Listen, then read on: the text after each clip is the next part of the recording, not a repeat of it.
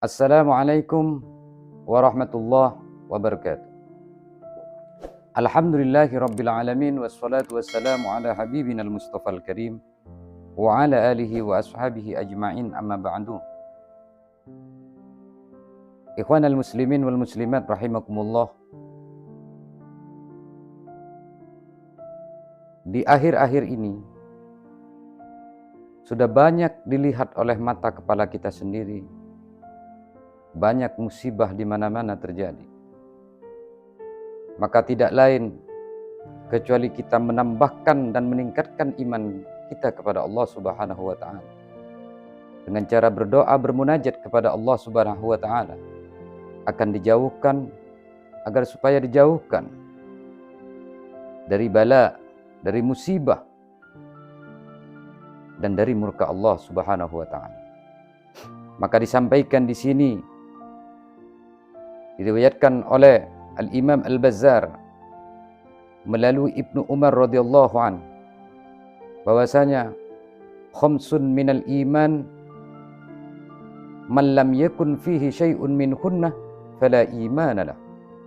Jadi ada 5 perkara yang merupakan bagian dari iman.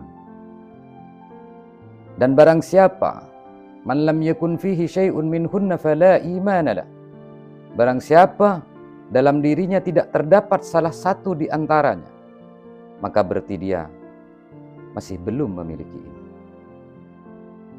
Yang pertama, at-taslim li amrillah. At-taslim li amrillah, dia berserah diri terhadap perintah Allah. Dia selalu memasrahkan dirinya terhadap apa yang telah diperintahkan oleh Allah. Selalu menjalankan apa yang telah diperintahkan oleh Allah. Yang kedua, waridha biqada'illah, dan dia selalu ridha dengan apa yang menjadi keputusan dari Allah Subhanahu wa taala. Ketika dia diciptakan oleh Allah Subhanahu wa taala, dijadikan orang yang sangat susah dalam kehidupannya, tapi dia ridha terhadap apa yang telah menjadi keputusan dari Allah Subhanahu wa taala. Itu lebih disukai oleh Allah. Yang ketiga, wat-tafwidu ilallah. Apa tafwid ilallah? Menyerahkan urusannya, menyerahkan segala urusannya kepada Allah Subhanahu wa taala. Segala yang menjadi urusan selalu diserahkan, dipasrahkan kepada Allah Subhanahu wa taala. Tidak selalu mengambil kesimpulan yang gegabah, tapi dia selalu munajat kepada Allah, memohon petunjuk kepada Allah agar supaya diberi jalan keluar oleh Allah, dan mengharapkan suatu keputusan dari suatu permasalahan, dan mengharapkan suatu petunjuk dari Allah Subhanahu wa taala. Adapun yang keempat, wattawakkul 'ala Allah, dan tawakal kepada Allah. Tawakal kepada Allah, pasrah diri kepada Allah. Apa yang telah Allah ciptakan, apa yang telah Allah takdirkan kepada kita.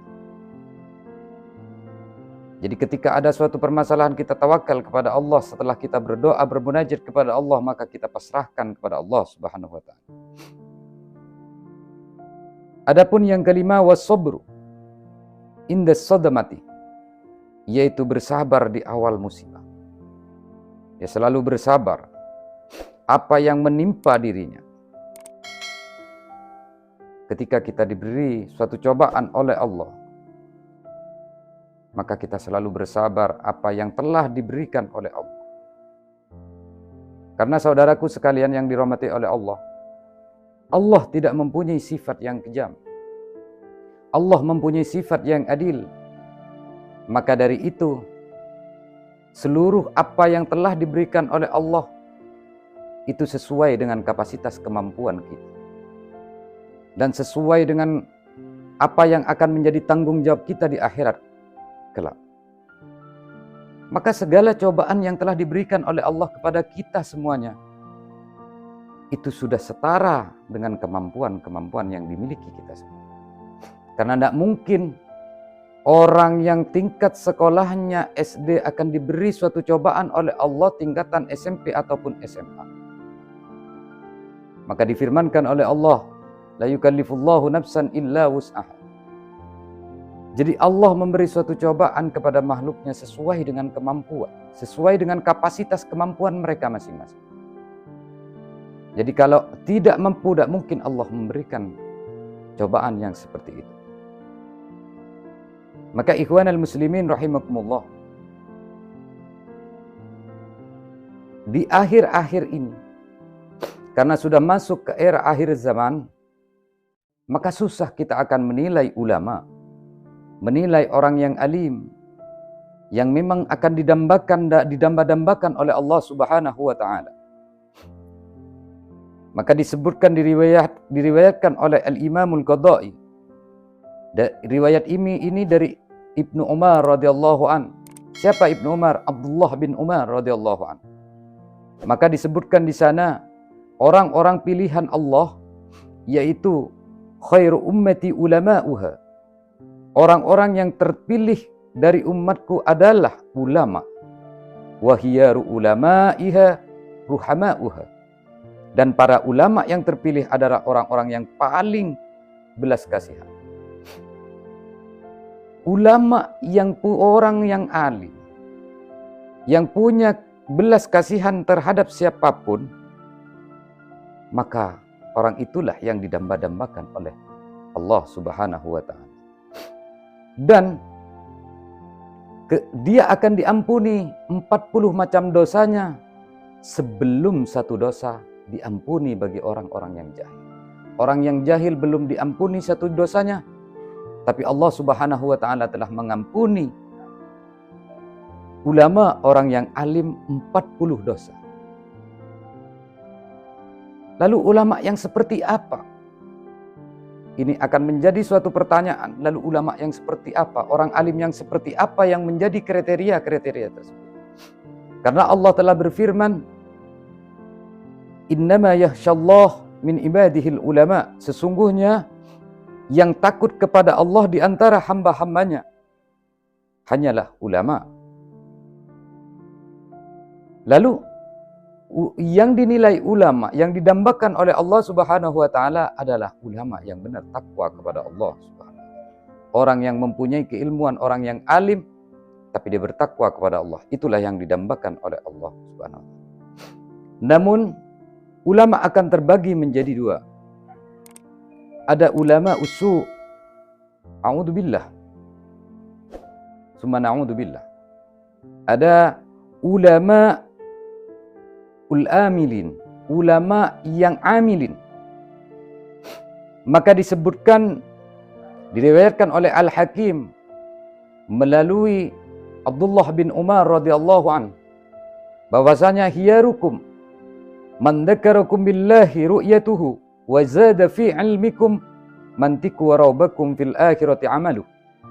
Jadi orang-orang yang terpilih di antara kalian adalah seorang yang dapat mengingatkan kalian kepada Allah. Jadi ketika kita mempunyai kawan atau mempunyai teman yang bisa mengingatkan kita kepada Allah, maka itulah seorang yang alim, seorang yang mempunyai ilmu yang digunakan. Jadi ilmunya bermanfaat. Ketika ada orang bersandar dengan kita, berteman dengan kita, lalu kita bisa membawa seseorang itu ke jalan yang baik, maka itulah yang disebut ulama ul-amilin. Ulama yang punya keilmuan dan mempraktekkan apa yang telah disampaikan kepada kaumnya. Wa zada fi ilmikum mantikuhu wa rawwabakum fil akhirati amaluh. Dan tutur katanya dapat menambah ilmu agama, serta amal perbuatannya dapat memberi semangat kepada kalian untuk beramal demi akhirat kalian. Jadi ketika dia memberi suatu nasihat, atau ketika kita berkumpul dengan orang-orang yang selalu mengingatkan kepada kita tentang kehidupan akhirat, dan membuat kita lebih semangat lagi untuk melakukan apa yang telah diperintahkan oleh Allah, maka ini adalah ulama ul-amilin. Karena sudah jelas saudaraku sekalian yang dirahmati oleh Allah, era kita ini sudah, generasi-generasi kita ini adalah generasi-generasi yang terpuruk. Tapi ketika kita hati-hati dengan zaman akhir ini, maka insya Allah kita akan tidak akan termasuk ke golongan-golongan ini. Karena kenapa? Rasulullah Shallallahu Alaihi Wasallam sudah menyampaikan, khairun nas qarni, jadi sebaik-baik manusia adalah generasiku. Summal ladzina yalunahum, sesudah itu adalah generasi berikutnya, yaitu generasi tabi'in. Summal ladzina yalunahum, dan generasi berikutnya adalah tabi'in. Dan setelah itu, summa yaji'u aqwamun tasbiku syahadatu ahadihim yaminahu wa yaminuhu syahadata. Dan setelah itu datanglah kaum-kaum yang kesaksian seseorang di antara mereka mendahului sumpahnya. Dan wa yaminuhu syahadata, dan sumpahnya mendahului kesaksian. Banyak kaum-kaum di akhir zaman ini, karena ini yang disampaikan, disabdakan baginda Nabi Muhammad SAW akan terjadi di zaman sekarang. Maka banyak orang yang menjadi saksi-saksi palsu. Bahkan dia mengutamakan sumpahnya daripada apa yang telah dilakukannya. Jadi na'udzubillah, summa na'udzubillah. Mudah-mudahan kita semua akan tergolong kepada orang-orang yang soleh, orang yang solehin, dan mudah-mudahan tergolong dengan orang-orang yang bertakwa kepada Allah, yang memang didambakan oleh Allah Subhanahu wa ta'ala. Mungkin ini yang dapat kami sampaikan. Hadanallahu wa iyyakum ajma'in. Wassalamualaikum warahmatullahi wabarakatuh.